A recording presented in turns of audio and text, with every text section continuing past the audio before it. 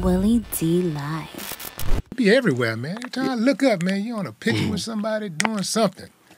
For sure. Getting that money, huh? Hey, get into it. You know what I'm saying? Yeah. Trying to get them sponsors like you. Yeah, huh? But hey, man, you know, my sponsors, you know, I got gangster sponsors, man. That's what's you up. gotta be a gangster to sponsor Willie D. You know That's what's up. They be scared, man. Real. I mean, What is he gonna say? legend. You know? Real legend. Yeah. Respect. Man, East New York, Brooklyn in the building. You already know. Man, what is it like growing up? What was it like growing up in Brooklyn, man? And I'm like, what was it really like as far as like when you was really, really young and you didn't really have no direction? I want that beat. Gift and the curse. Yeah. Yeah. Because it could have went left plenty of times, you know? But it's about having hope, you know what I'm saying? And learning from other people's mistakes, you know what I'm saying? When people make certain mistakes, you learn from it. Yeah. You try not to do it, or duplicate Did you it. play sports? Yeah, I play basketball. Yeah? Yeah. Were you any good? That was nice. I mean, what's like nice like made the team or nice like was the team? Like, They called me Little Stephon Marbury for some strange reason. is that right? That's how nice I was. Well, why you didn't go to Shout pros? out to Steph, too. Did you go to the pros? Nah. Well, what happened? I played with the pros, though. Yeah. You do like those pickup games and stuff like that? Yeah. Yeah. AAU. Yeah? Mm-hmm. You got some film? Nah. I ain't seen you post nothing on your Instagram. Nah. I was, you know what I'm saying? Let's say if the internet was really, if the internet was where it's at right now, then maybe. Okay. But still, man, you know, people be posting their highlights, man. You should post your highlights. I got one highlight. I played Boys and Girls High School, and I made two dudes bump heads with a crossover. You crossed them that bad? Crossover, yeah. You know, I just saw one of my idols, too, the other day. I was in Charlotte.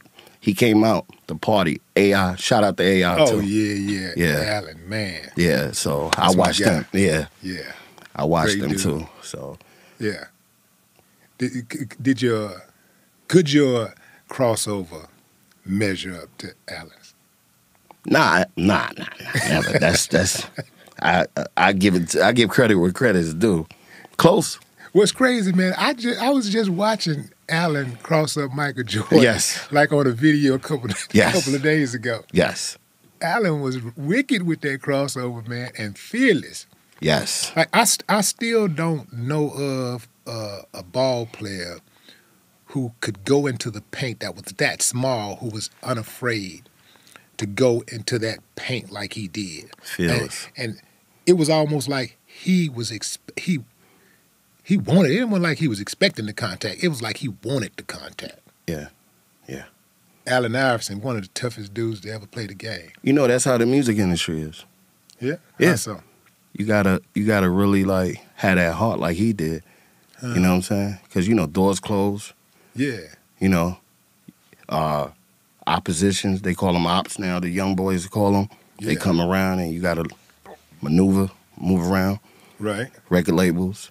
You get what I'm saying? Yeah. Yeah. And you got your start as an intern. You started over at Loud, right? Yes. And then Yes. you moved from Loud, you went to Def Jam. Yes. Then Electra, right? Yes. And then you went over to Atlantic. Yes. Ooh. Yeah. Oh, you been doing your homework. Hey, man, I'm cold with it, baby. Where there's a will, there's a way, you know? And what's dope is that, like, you know, my background is boxing. Before I started rapping, I was boxing. Okay. So in boxing, you would be considered a journeyman, Okay. you know, because Yeah. you move around, you know, Yeah. like which one of those was the best experience for you? I'm assuming that when Loud was a great experience because that was your That was the stepping beginning. stone. Yeah. Yeah. Stepping stone. Yeah. Yeah. And many nights, cold nights, putting up poster boards, you know, that's when street teaming was it. Right. Yeah, so a lot of industry people don't understand how important that was at that time because it was like street branding, you know. I was just talking to Beans about that, how I was a part of his first album, Street Teaming. So, yeah, and bringing that album to life on paper Right. with the posters. Right. Yeah, You so. enjoyed that though, didn't you? Like you really enjoyed it. It seemed like you was getting a kick out of it. I did. Yeah. It was, you know, it's like being in the streets. You get your first, you know, type of work, you say, you know what I mean? Yeah. And then, you know, you graduate after that. Yeah. So, yeah. It is the streets. Yeah. Because it got ugly a couple of times, you know? How so? Rivalries, Bad Boy versus Def Jam versus Violator, you know? You taking somebody poster board, you put up. I knew you was going to say something about them poster boards. You snatch that motherfucker down. It's on. Especially when they got a prime spot. Like somebody got a poster right there, and it's like, under any other circumstance, you might respect it. But that sucker is right there in a perfect spot where everybody can see it. Yes. Yes. I need that spot, man. So that's what it was like. Yeah. Yeah. And it got real serious. Yeah. Yeah. Dudes died. Died? Yeah. Stabbings. Y'all was actually literally killing people over If they do a those documentary spots. on it, I think, you know, we should work on that. Wow. Yeah. We should definitely work on that. They do a documentary. I mean, I know there's been situations where there's been some fisticuffs and stuff. I was in Manhattan in the early 90s. I was walking the street. I was walking on Broadway, and I saw this African dude selling my CDs. Mm. And I pulled up to him. I grabbed a CD. I say, who that look like? He said, oh. That is you.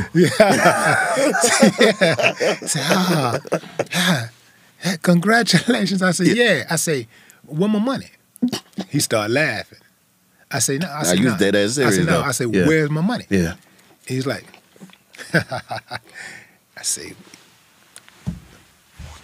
he had a whole, you know how they used to keep them in Yeah. the boxes? Yeah. He had the whole box. Yeah. And I just grabbed a box Yeah. and started walking Yeah. and kept walking. Oh, you didn't do the POC, started smashing everything. Nah, Oh, okay. that was valuable. Yeah, I yeah. I think I may have given them away because I know I didn't go all the way back home with those CDs. Yeah. So I guess I may have given them away to some people Yeah. that I wanted to give them to. Yeah. Because I wasn't eating off of them anyway. Yeah, you yeah. know, but That's the real. audacity for dude to just be selling your stuff, man, and I guess I'm the last person he thought he would see on the Yeah. streets of New York. Yeah, you yeah, know. yeah. But yeah, he was just out there selling my stuff, man. How often did y'all have to deal with stuff like that? I mean, the same type of energy you just said, that right there, you know what I'm saying? Mm-hmm.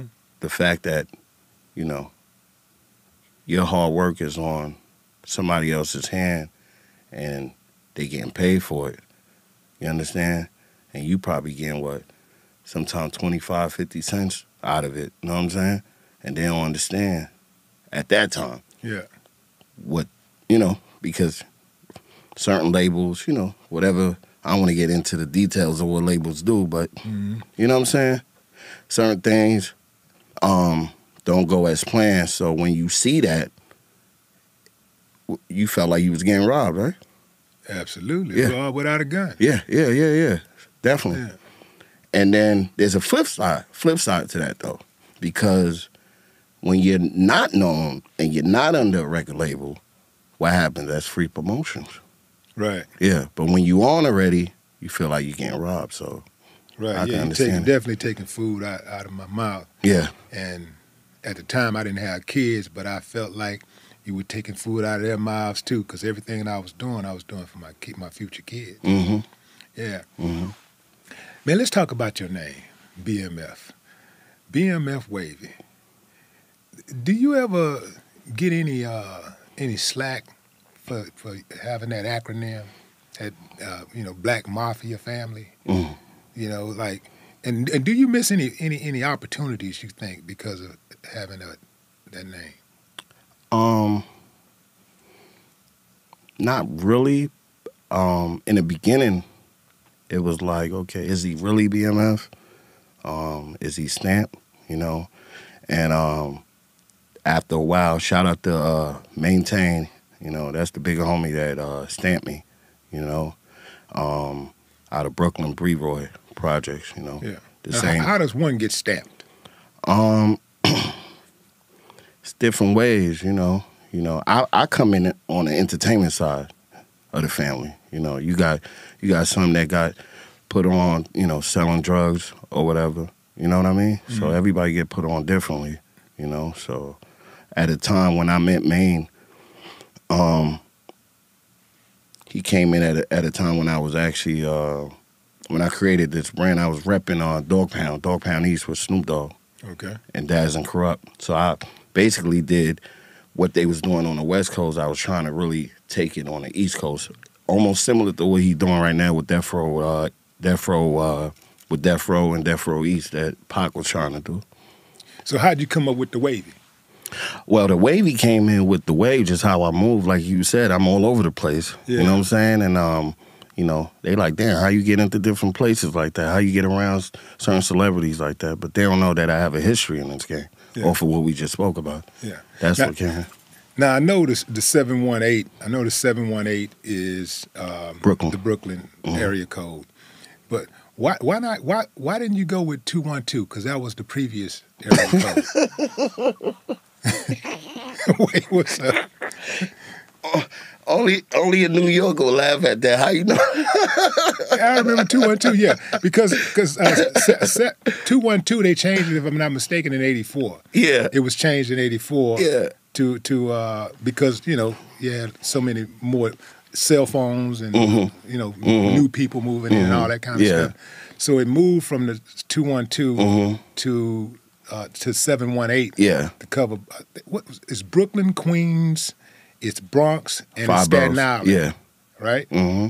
Yeah. Yeah. So why didn't you go with 212? Because 212 was considered Harlem, Manhattan. Oh, okay. You get what I'm saying? Okay. So that was them. So that was like a stamp of approval, like, yeah, we got something to call out on. We want to separate. Manhattan is South. Nah, I wouldn't say that. Oh, it wasn't like that? Nah, I wouldn't. Manhattan, Harlem was money makers. Okay. You know what I'm saying? So so it wasn't that it was y'all was separating because of South. Y'all just wanted y'all thing. Yeah, it's 718. It was, you know, we got our own area code. You know, Manhattan, Harlem had their own. So, but isn't that some? But you know, look, my daughter lives in Manhattan, and where she lives is soft. You know what I'm saying? What part of Manhattan? She lives like right in Times Square. Hey, I mean, that's like she's like 2 blocks from Rockefeller. That's the tourist spot. Yeah, yeah. But you go uptown Manhattan is a different story. Right. Yeah. Once you start, right. Once you start hitting the 111s and uptown, baby. Yeah, the hundreds. Uptown, baby. Yeah, down, baby. Hit the hundreds, yeah. Then it's Harlem. It's totally different. You know what I mean? Those are some natural born hustlers. But you know, the trip part about it is that the locals try to, you know, the people with the bread, they try to separate it, you know, to make people feel safer. Yeah. Like, hey, you know, the higher it goes up. Yeah. Yeah. Things start changing around here. And yeah.